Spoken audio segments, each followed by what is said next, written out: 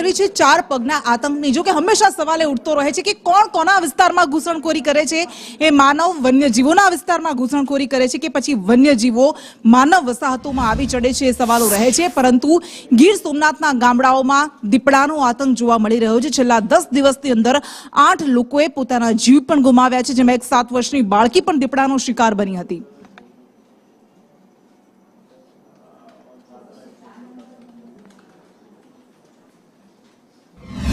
One विभाग की कामगीरी अत्यारे एवी छे के ज्यारे दीपड़ाए पहला बाळक पर हुमलो कर्यो 15 वर्षना त्यारे आपणे 4 પાંજરા गोठवेला छे कम्प्लीट अने 4 પાંજરાमां त्यारे आवेलो नहीं। पछी गई काले एक बीजा भाई पर हुमलो कर्यो, एक ज ओरडीमां आवीने बेसे छे એટલે એ ન્યા આપણે એક રિંકેજ ગોઠવી દીધું છે વ્યવસ્થિત કે ફરતી બાજુ ગમે ત્યાંથી આવે અને સીસીટીવી લાઈવ જોઈ શકાય, એને ડિસ્ટર્બ ન થાય એવી રીતે દૂરથી મોનિટરિંગ કરવામાં આવે છે। ગીર સોમનાથ જિલ્લામાં છેલ્લા થોડા દિવસોથી દીપડાની દહેશત જોવા મળી રહી છે। 3 દિવસમાં 4 જેટલી ઘટનાઓમાં માનવ જીવ ઉપર દીપડાઓના હિંસક હુમલાની ઘટના જોવા મળી છે। સ્વદેશ ન્યૂઝ ગ્રાઉન્ડ ઝીરો પર પહોંચ્યું છે। આપ જે દ્રશ્ય નિહાળી રહ્યા છો તે ગઈકાલે અને એના આગલે દિવસે 2 દિવસમાં વિઠ્ઠલપુર ગામમાં 2 યુવાનો ઉપર દીપડાના હિંસક હુમલાની ઘટના બની છે। શું કહેશો, કેટલા ટાઈમથી દીપડાની રંજાડ છે અને કેવો ભય?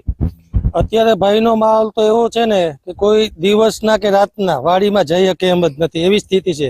કારણ કે 2 વાર હુમલા કર્યા છે દીપડાએ, અને એ પણ થોડા દિવસે કર્યા છે અને જીવલેણ હુમલા કર્યા છે। પેલા 1.5 મહિના પહેલા સાવો જે મારણ કરેલું હતું અહીંયા માલઢોરનું, અત્યારે દીપડા પણ માણસ ઉપર પણ હુમલા કરવા માંડી ગયા। તો આ રીતે તો બધાને ભય એવો ફેલાઈ ગયો કે વાડી વિસ્તારમાં જઈ શકે એવા એ પોઝિશન જ નથી।